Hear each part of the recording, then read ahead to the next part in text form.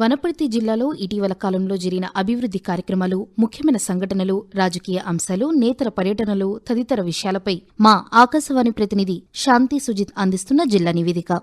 వనపర్తి జిల్లాలో కుటుంబ ఇంటింటి సమగ్ర సర్వే 100% పూర్తి చేశామని, సేకరించిన వివరాలను ఆన్లైన్లో నిక్షిప్తం చేసే ప్రక్రియ కొనసాగుతుందని వనపర్తి జిల్లా నోడల్ అధికారి సంచిత్ గంగ్వార్ అన్నారు. జిల్లాలో నవంబర్ నెలలో కేంద్ర మహిళా శిశు మంత్రిత్వ శాఖ సెంట్రల్ అడాప్షన్ రిసోర్స్ అథారిటీ ఆదేశాల మేరకు మహిళా శిశు సంక్షేమ శాఖ ఆధ్వర్యంలో చట్టబద్దంగా దత్తత తీసుకోవడంపై అవగాహన కార్యక్రమాలు నిర్వహించారు. స్థానిక ప్రభుత్వ నర్సింగ్ కళాశాలల్లో బాలల పరిరక్షణ విభాగం ఏర్పాటు చేసిన ఈ కార్యక్రమంలో జిల్లా సంక్షేమ అధికారి లక్ష్మమ్మ మాట్లాడుతూ పిల్లలను అమ్మడం, కొనడం అనుమతి లేకుండా దత్తత తీసుకోవడం నేరమని అన్నారు. అక్రమ దత్తతకి 3 సంవత్సరాలు జైలు శిక్ష, ₹1,00,000 జరిమానా లేదా 2 విధించే అవకాశం ఉందని అన్నారు. అనాథ పిల్లలను బాలల సంక్షేమ సమితి ద్వారా చట్టబద్దంగా దత్తత తీసుకోవడానికి అర్హులో కాదో గుర్తించి దత్తత ఇస్తామని వివరించారు. జిల్లా కలెక్టర్ ఆదర్శ్ సురభి, అదనపు కలెక్టర్ సంచిత్ గంగ్వార్తో కలిసి మదనాపురం సాంఘిక సంక్షేమ గురుకుల పాఠశాల జూనియర్ కాలేజీలో రాత్రి బస చేశారు. పాఠశాల, కళాశాల పరిసరాలను, ఆహార వస్తువులను,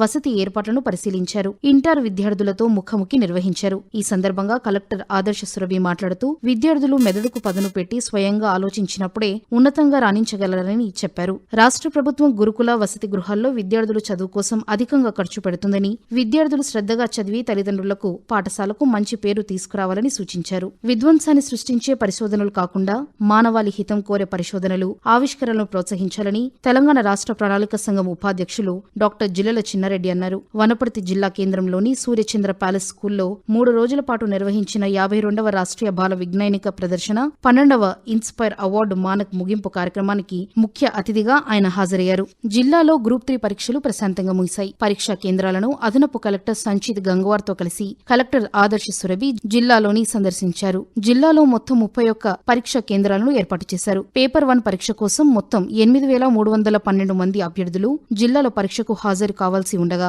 4,612 మంది హాజరయ్యారు. పేపర్ 2 పరీక్షకు 4,611 మంది హాజరయ్యారు. బ్యాంకు సేవలను నమ్మకంతో ప్రతి ఒక్కరూ సద్వినియోగం చేసుకోవాలని society for social transformation state coordinator Ashok, leader bank district manager Kaushal Kishore అన్నారు. కలెక్టర్ కార్యాలయం సమావేశ మందిరంలో ఉద్యోగులకు ఆర్థిక అక్షరాస్యతపై అవగాహన కార్యక్రమం నిర్వహించారు. ఈ కార్యక్రమంలో స్టేట్ కోఆర్డినేటర్ అశోక్ మాట్లాడుతూ బ్యాంకుల్లో అందించే సేవలను ప్రతి ఒక్కరూ సద్వినియోగం చేసుకోవాలని అన్నారు. ప్రభుత్వ బీమా పథకాలైన ప్రధానమంత్రి జీవన్ జ్యోతి బీమా, ప్రధానమంత్రి సురక్ష బీమా యోజన పథకాలను సద్వినియోగం చేసుకోవాలని అన్నారు. అటల్ పెన్షన్ యోజన, సుకన్య సమృద్ధి యోజన పథకాల ద్వారా లబ్ధి పొందాలని వివరించారు.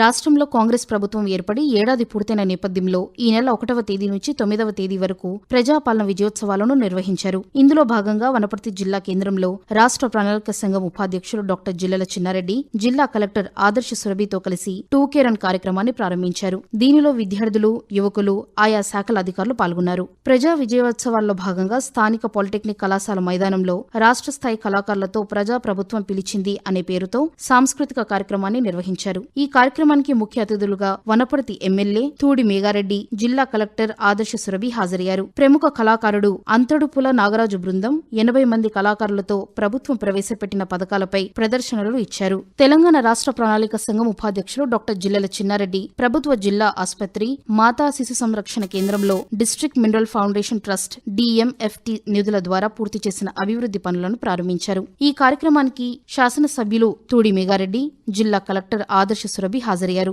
DMFT నిధుల ద్వారా ఆసుపత్రిలో నిరంతర ఆక్సిజన్ సరఫరా, ప్రజలకు కంటి శస్త్రచికిత్స సదుపాయం, చిన్నారులకు పౌష్టికాహారం సరఫరా సదుపాయాలను అందుబాటులోకి తీసుకువచ్చామని అన్నారు. కాంగ్రెస్ ప్రభుత్వ పాలనలో ఆర్టీసీ లాభాల బాటలో పయనిస్తోందని, సంవత్సర కాలంలో వనపర్తి ఆర్టీసీ బస్సు డిపో ఆదాయం 69 లక్షల రూపాయల నుంచి 11 కోట్ల రూపాయల వరకు చేరిందని వనపర్తి ఎమ్మెల్యే తూడి మేఘారెడ్డి అన్నారు. వనపర్తి ఆర్టీసీ బస్టాండ్ ఆవరణలో నిర్వహించిన ప్రజాపాలన విజయోత్సవాలకు ముఖ్య అతిథిగా ఎమ్మెల్యే హాజరయ్యారు. ఈ సందర్భంగా ఎమ్మెల్యే మాట్లాడుతూ కాంగ్రెస్ ప్రభుత్వం అధికారంలోకి వచ్చిన 1 సంవత్సరంలోనే లాభాలు గడిస్తుందని అన్నారు. ఆర్టీసీ కార్మికులకు సమస్యలను ప్రభుత్వం దృష్టికి తీసుకెళ్లి పరిష్కారం తెస్తామని హామీ ఇచ్చారు.